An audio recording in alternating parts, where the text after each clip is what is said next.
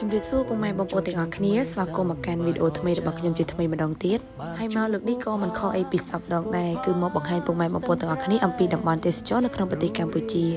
ពុកម៉ែបងប្អូនទាំងអស់គ្នាប្រកាសជាធ្លាប់បានឃើញបានស្គាល់ឬក៏បានទៅដល់ហើយអំពីតំបន់ទេសចរមកកន្លែងនេះហើយនាងខ្ញុំក៏បានធ្វើវីដេអូចូលរួមផ្សព្វផ្សាយតំបន់ទេសចរមកកន្លែងនេះជូនដល់ពុកម៉ែបងប្អូនទាំងអស់គ្នាជាច្រើនហូរហែមកផងដែរប៉ុន្តែនៅតែមានពុកម៉ែបងប្អូនយើងមួយចំនួនមិនទាន់បានដឹងថាតំបន់ទេសចរមួយនេះមានឈ្មោះថាអ្វីហើយស្ថិតនៅក្នុងខេត្តណាដូច្នេះហើយប្រសិនបើពុកម៉ែបងប្អូនទាំងអស់គ្នាចង់ដឹងថាតំបន់ទេសចរនេះស្ថិតនៅក្នុងខេត្តណាសូមកុំទាន់អាលអូរំលងទៅណាមកមើលវីដេអូនេះជាមួយខ្ញុំទាំងអស់គ្នាទីនេះគឺជាសហគមន៍អេកូទេសចរសម្រាប់កោះហានដែលមានទីតាំងស្ថិតនៅលើដីកោះក្នុងឃុំកោះស្នែងស្រុកបូរីអូស្វាយសែនជ័យខេត្តស្ទឹងត្រែងដែលយើងធ្វើដំណើរឆ្លងស្ពានសេកុងតាមផ្លូវជាតិលេខ7ធ្វើដំណើរប្រមាណជា24គីឡូម៉ែត្រពីទីរួមខេត្តស្ទឹងត្រែង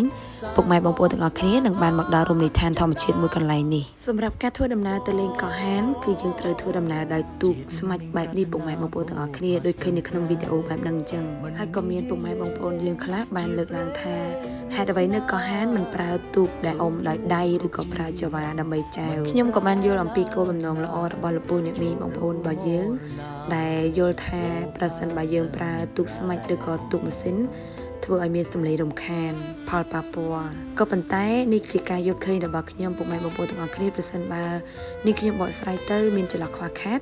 សូមពុកម៉ែបងប្អូនទាំងអស់គ្នាជួយកែតម្រូវផងពុកម៉ែបងប្អូនទាំងអស់គ្នាកោះហានគឺជាតំបន់កោះដែលស្ថិតនៅតាមបណ្ដោយដងទន្លេមេគង្គហើយកោះហាននេះគឺមានទំហំធំមែនទែនហើយមានទឹកហូរខ្លាំងក៏ដូចជាកន្លែងខ្លះក៏មានទឹកគួចដែរប្រសិនបើយើងប្រើប្រាស់ទូកដែលអុំដោយដៃប្រកាសណាវានឹងផ្ដល់ភាពលំបាកខ្លាំងដល់បងដែលជាអ្នកបើកទូកម្យ៉ាងទៀតក៏ត្រូវចំណាយពេលវេលាច្រើនដែរអញ្ចឹងដើម្បីជំនួសឲ្យភាពលំបាកក៏ដូចជាកាត់បន្ថយការចំណាយពេលវេលាច្រើនគឺត្រូវតែប្រើទូកស្មាច់ឬក៏ទូកម៉ាស៊ីននឹងឯងប៉ុន្តែទោះជាយ៉ាងណាក៏ដោយក៏ខាងសហគមន៍មានការរៀបចំនៅទូកកាយៈសម្រាប់ភ្ញៀវទេសចរដែលមានបំណងចង់ជិះលេងកម្សាន្តផ្ទាល់ខ្លួនក៏អាចជួលពីខាងសហគមន៍បានដែរសម្រាប់វីដេអូរបស់ខ្ញុំគឺមានតែប៉ុណ្្នឹងទេអរគុណពុកម៉ែបងប្អូនទាំងអស់គ្នាដែលបានទស្សនាតាមពីដើមរហូតដល់ចប់ប្រសិនបើការយល់ឃើញក៏ដូចជាការបកស្រាយរបស់ខ្ញុំមានចំណុចកន្លែងណាខ្វះខាតសូមពុកម៉ែបងប្អូនទាំងអស់គ្នាមេត្តាយោគយល់និងជួយកែតម្រូវសូមអរគុណនិងជម្រាបលាជួបគ្នានៅវីដេអូបន្តទៀតមិននិយាយលេងជាព្រេងវាសនាសូមជួបគ្រប់ជាមិនប្រែឡើយណាជួបលូមរណា